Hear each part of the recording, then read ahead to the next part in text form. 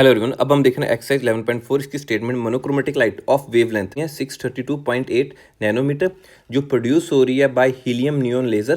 तो देखिए ये आपके पास एक लेज़र का सेटअप दिखा रहा हूँ मैं यहाँ पे। तो इसकी डिस्क्रिप्शन आपको थोड़ी सी और नॉलेज के लिए आप इसे पढ़ सकते हैं।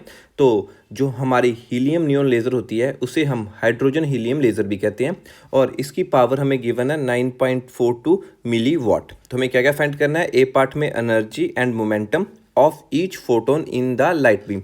जो ये मेरे पास लाइट बीम आ रही है ये किससे बनती है? नंबर ऑफ फोटोन से। और ईच या आप कहते हैं सिंगल फोटोन में मेरे पास कितनी एनर्जी है एंड मोमेंटम। तो ए पार्ट सॉल्व कर लेते हैं। देखिए जैसे हमें गिवन था लैम्डा मींस वेवलेंथ 632.8 नैनोमीटर, इन ऐसा यूनिट ये मीटर में यूज करते हैं हम। तो ये मेरे पास आ गया 632.8 इंटू 10⁻⁹।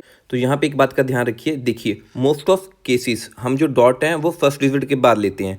तो यहाँ पे मेरे पास 3 डिजिट के बाद आया। तो जो कैलकुलेशन पार्ट है इसके कारण मेरा थोड़ा सा मुश्किल हो सकता है, जो आप कह सकते हैं लंबा हो सकता है। तो क्या मैं इसे 6.328 लिख सकता हूँ? तो जो मेरी 10⁻⁹ है वो कितनी बन जाएंगी? 10⁻⁻7।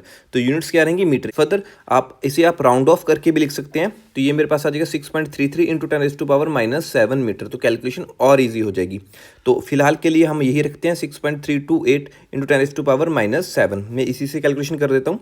सो पावर हमें गिवन थी 9.42 मिली वॉट। मिली की वैल्यू कितनी थी? 10⁻⁻3। तो ए पार्ट में मुझे फाइंड क्या करना है? एनर्जी ऑफ सिंगल, जो आप कह सकते हैं ईच फोटोन। क्लियर? सो देखिए सिंगल फोटोन की एनर्जी हम कैसे रिप्रेजेंट करते हैं? E is equal to H into nu. ठीक है, बेसिकली हम यही फार्मूला यूज करते हैं क्योंकि हमारे पास फ्रीक्वेंसी गिवन होती है, न्यू की वैल्यू एच, न्यू की किसकी इक्वल होता है? C upon lambda. C is our velocity of light. So my energy of single photon is equal to H की value 6.63 into 10⁻⁻34 and velocity of light हमें मालूम है 3 इंटू 10⁻⁸। तो यहाँ पे यूनिट्स भी साथ ले लेते हैं। सो स्पीड ऑफ लाइट की यूनिट्स होंगी मीटर पर सेकंड। एच प्लैंक्स कांस्टेंट की यूनिट्स होती हैं joule into second upon lambda. Lambda हमें क्वेश्चन में गिवन था, हमने ब्रेक कर लिया था 6.328 इंटू 10⁻⁻7 मीटर। अब देखिए यूनिट्स कैंसिल कर ले, पहले मीटर से मीटर गया, सेकंड से ये सेकंड किया। तो यहाँ पे सिर्फ यूनिट क्या बची हमारे पास? जूल। अब 6.63 को अगर मैं 3 से मल्टीप्लाई करूँ तो ये मेरे पास आ जाएगा 19.89 इंटू पावर्स क्या बच गई मेरे पास? 10⁻⁻34 इंटू 10⁻8 अपॉन नीचे क्या है मेरे पास? 6.328 इंटू 10⁻⁻7। तो यूनिट्स क्या बची थी यहाँ पे? सिर्फ जूल। तो ये ऊपर जाकर पॉजिटिव हो जाएगा। अब 19.89 को 6.328 से डिवाइड करूँ तो ये मेरे पास आ जाएगा E इज इक्वल टू 3.142 10⁻⁻34। अब साथ में क्या थी? 10⁻⁻8। अब ये भी ऊपर एक पॉजिटिव हो गया हमारा 10⁻⁻7। तो इंटू 10⁻+7 ऊपर जाके तो यूनिट्स की थी जूल। अब देखिए -34 + 8 + 7 ये मेरा कितना बन जाएगा? 19। तो साइन किसका आएगा? Minus. So my energy of each photons comes out 3.14। इसे राउंड ऑफ कर लेते हैं, ये 2 है तो नेक्स्ट टर्म सेम ही रहेगी, into 10⁻⁻19 joule. So this is answer of our A part. So A part में हमारे पास एनर्जी आ गई। अब ए पार्ट ही में हमें सेकंड ऑप्शन क्या फाइंड करना था? मोमेंटम। सो मोमेंटम फाइंड करने के लिए हम क्या यूज करते हैं? De Broglie equation. So according to de Broglie's equation, lambda means wavelength is equal to h upon p. P is here our momentum. तो हमें क्या निकालना है? momentum. So my equation becomes p is equal to h upon lambda. So h की value हमें मालूम है 6.63 into 10⁻⁻34। इसकी यूनिट्स क्या होती हैं? जॉल इंटू सेकेंड अपॉन लैम्डा। हमें क्वेश्चन में गिवन था, ये था हमारे पास 6.328 इंटू 10⁻⁻7 मीटर। सो यहाँ पहले हम यूनिट सॉल्व कर लेते हैं।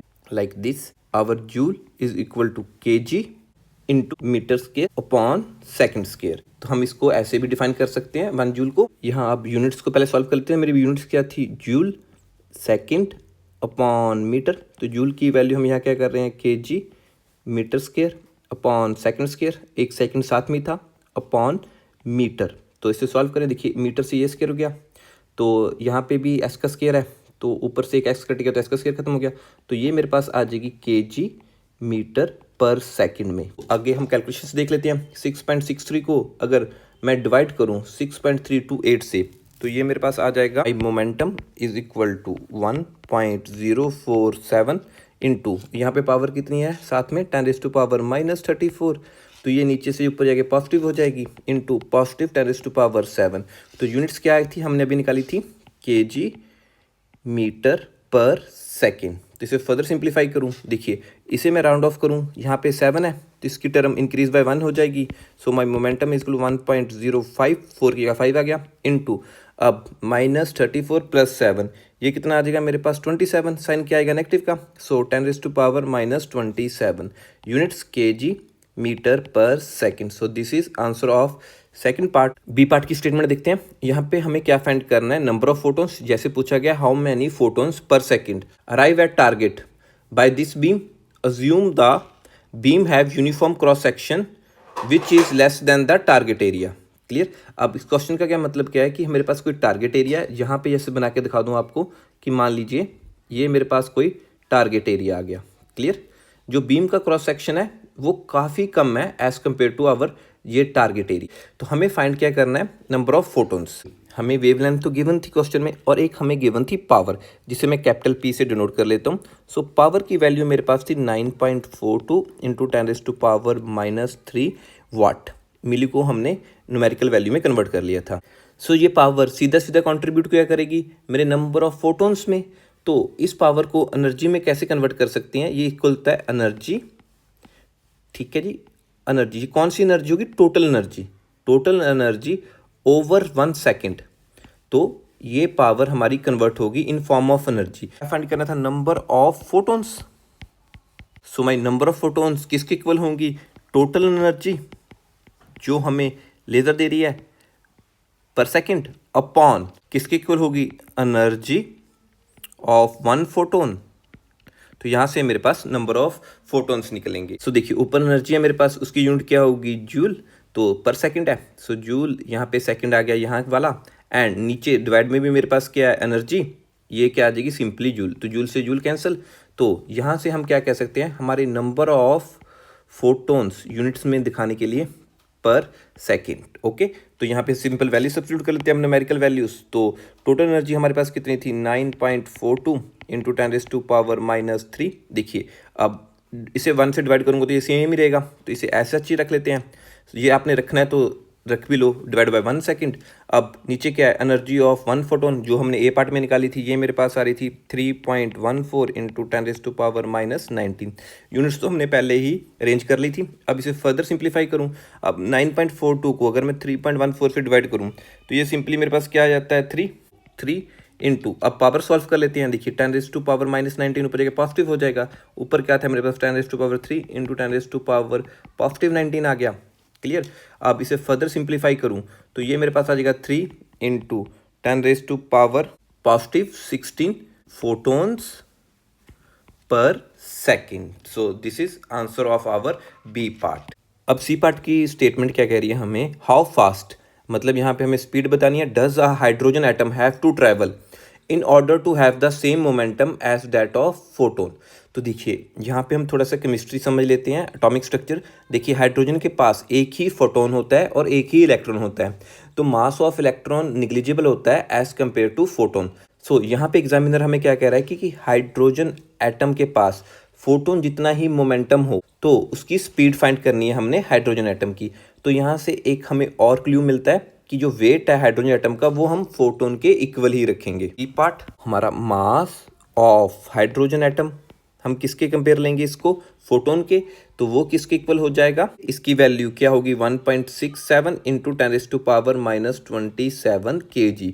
तो देखिए कुछ आपको इस चैप्टर में डाटा याद रखना होगा, ठीक है, जैसे mass of electron and mass of proton. C part में हमें क्या निकालना था, speed of hydrogen atom which has same momentum as proton. यहाँ हमारे पास मोमेंटम का फार्मूला यूज होगा, small p is equal to m into V, V is our speed, तो जो हमने निकालनी है तो हम यहाँ से कह सकते हैं my V comes out is equal to p upon m। Momentum हमने ए पार्ट के सेकंड ऑप्शन में निकाल लिया था, जिसकी वैल्यू हमारे पास थी 1.05 इंटू 10⁻⁻27। इसकी यूनिट्स क्या थी मेरे पास, kg dot metre per second. Upon mass of hydrogen atom जिसकी वैल्यू थी 1.67 इंटू 10⁻⁻27 kg। अब देखिए केजी से केजी कैंसिल, तो यहाँ पे हमारे पास क्या बचा, मीटर पर सेकंड ही यूनिट। सो देखिए 10⁻⁻27 10⁻⁻27 ये आपस में कैंसिल हो गए। अब 1.05 को डिवाइड करूंगा मैं 1.67 से, तो my velocity comes out to be 0.628 units क्या थी, मीटर पर सेकेंड। तो इसे फर्दर हम राउंड ऑफ करके लिख सकते हैं 0.63 metre per second. So this is answer of our C part.